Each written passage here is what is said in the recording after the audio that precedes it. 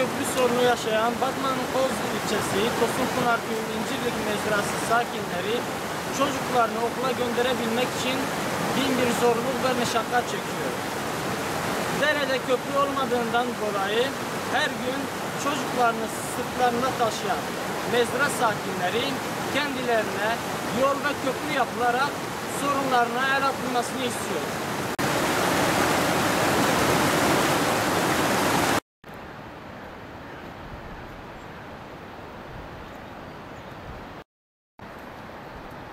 İstersen o yolu da virajları da bir çek. Çeksin.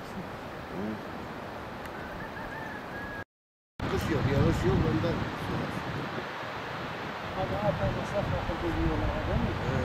Buradan itibaren viraj yok. Bu 4 servis var.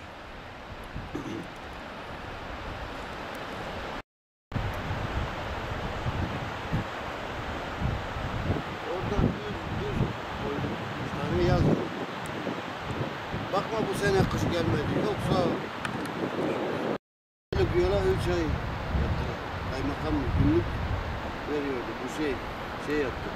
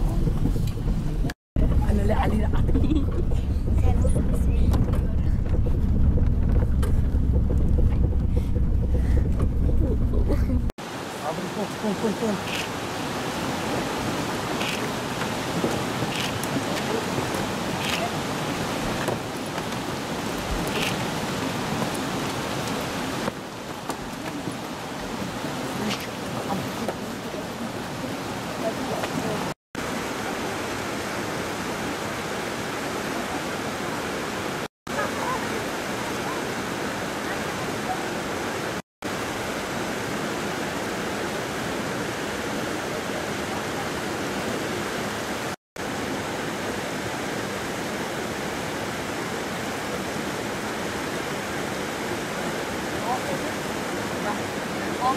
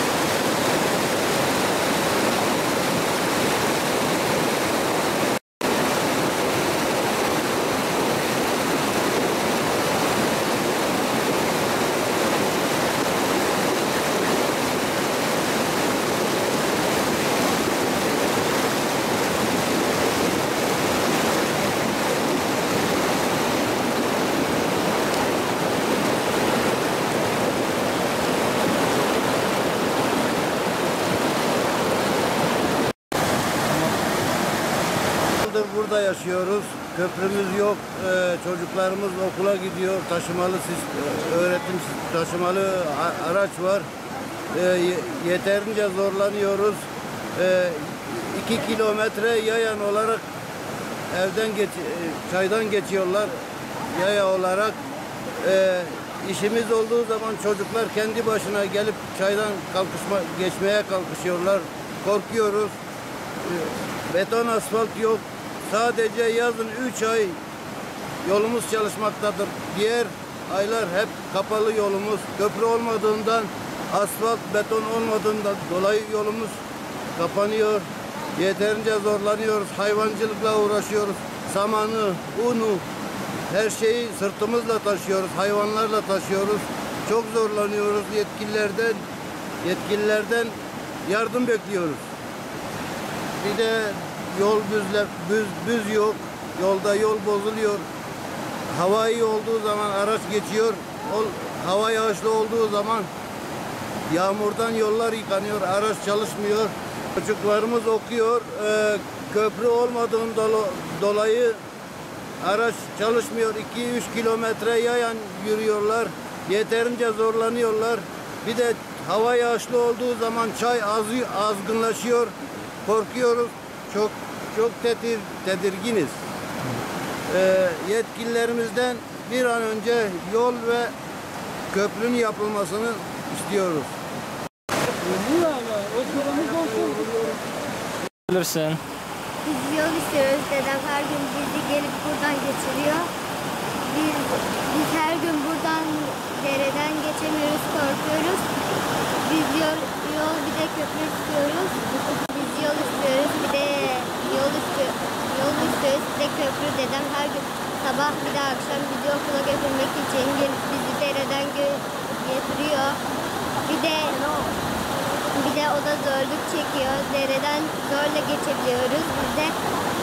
Biz de yolların yapılmasını istiyoruz. Dedem de zorluk çekiyor. Gittikçe artıyor, dedem her gün bizi buradan geçiriyor. Orada bir tane köprü var tahtadan, her gün gittiğimizde sallanıyor, korkuyoruz. Her gün gittikçe su çoğalıyor ve yetkililerden bir an önce köprü yapılmasını istiyoruz. Buradan eve kadar çıktığımızda canımız çıkıyor. Çoktur artık köprü yapılmasını istiyoruz. Ben Emrah Berin, 1 yaşından birinci sınıftan bu yoldan yürüyerek geliyorum. Kışın dereler aşıyor ve çok oluyor ve okuldan gelince 2 kilometre yol yürüyoruz. Canımız çıkıyor ve dedem işini bırakıp bizi dereden geçirmeye geliyor. Ve bu yetkilerden yol ve köprü yapılmasını istiyoruz. Yolun asfalt olmasını istiyoruz. Biz her zaman bizi sırtında taşıyor. Her zaman ıslanıyoruz. Su çok artıyor. Yağmur yağınca korkuyoruz. Suyun bizi dereden alıp götüreceğinden korkuyoruz. En büyük bu mahallenin sorunu zaten bu köprüdür. Torunlarım o mahallede kalıyorlar. Bu yoldan okula gelip gidiyorlar. Ondan sonra bu sudan geçemiyorlar. Bu coştuğu vakit geçemiyorlar. Ama bindiği vakit dedeleri, babaları gelip karşılıyorlar suyun kenarında. Onları geçiriyorlar. Çok büyük sorunları var. Buna devletten, yetkililerden bunlara bir yol yapılmasını, köprü yapılmasını, ondan sonra yolların da betonlaşması. Evet. Kilo yol veriyorlar ama hava bozuk olduğu vakit, yağmurlu olduğu vakit, su olduğu vakit zorlanıyorlar, çok zorlanıyorlar. Ama hava güneşli oldu, bu normal gelip gidiyorlar. Evet. Köprü yapılması, köprü yapılması, beton köprü yapılması, ondan sonra bir de beton atılması yola. 3 ay yazın çalışıyor. Zaten 3 ay yazın çalışıyor. Ondan sonra çalışıyor. Evet. Dedeleri karşılamadığı vakit Ortakta Köprüsü'nden geçiyorlar. Orası da dardır. Dardır. Her bir mala karşı çocuk söylüyor. Yani şeyden buradan geçirler. Onlara götürür. Çocuklar geçemezler. Bu boldur. Olur mu?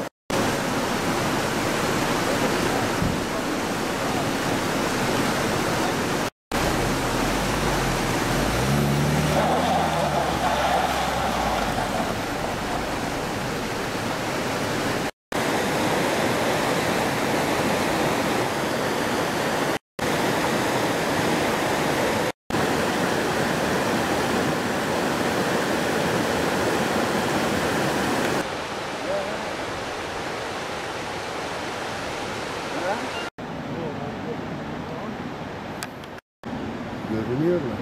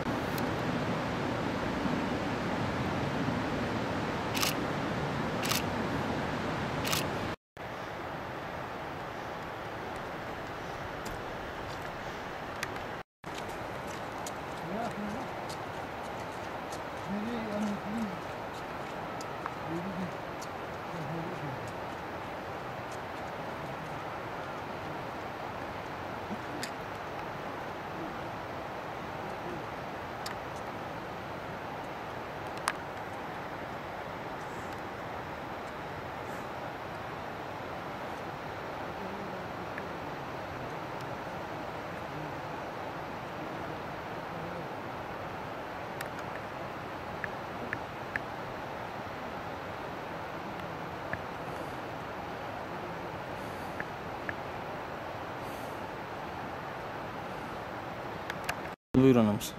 Biz bu İncirli mezrasında 30 nüfusuz 4 aileyiz. 4 aileyiz. Her tarafı asfaltlandı bu yolların. Bir bizimki beton asfalt olmadı. Köprü yok. Yeterince zorlanıyoruz. Hayvanlarımız saman, un, yiyecek gıda maddelerini hep sırtımda taşıyoruz. Zorlanıyoruz. Köprü ve beton asfaltlama, yolumuzun beton asfaltlamasını istiyoruz. Yolumuz çamur. Kışın sadece yazın 3 ay çalışıyor. Başka geri kalan yol kapalı. Çamurdan dolayı, çaydan dolayı kapanıyor yolumuz. Yetkililerden bir an önce yolumuzun ve köprümüzün yapılmasını istiyoruz. Geçen sene dilekçe vermiştim. İhale olmuştu. 2'ye 2 menfez yapıyorlardı. 2'ye 2 menfez kurtarmıyor. Bu çayımız çok azgın. Kışın 3-4 metre yükseliyor çayımız. Bu sene de dilekçe verdim. Hiçbir sonuç alamadım. Hiçbir haber alamadım. Yetkililerden bir an önce ilgilenmesini istiyorum. Yolumuz heyelandır, göründüğü gibi her gün günden güne kayıyor. Bu gidişle yolsuz kalacağız. Yolumuz istediğimiz yerden önce geçirmediler. Heyelan bölgesinden geçirdiler. Hep 5 tane viraj düştü yolumuza. Şu karşıdan geçirseler bir viraj düşecekti. 200 metrelik yolda yolumuz düz olurdu. Virajlar olmayacaktı. Yetkililerden bir an önce bu yolun 200 metre yapılmasını istiyoruz. Heyelan bölgesidir. Her an araçların üstüne kayabilir veya çocukların üstünde. Yetkililerden yolun yapılmasını istiyoruz.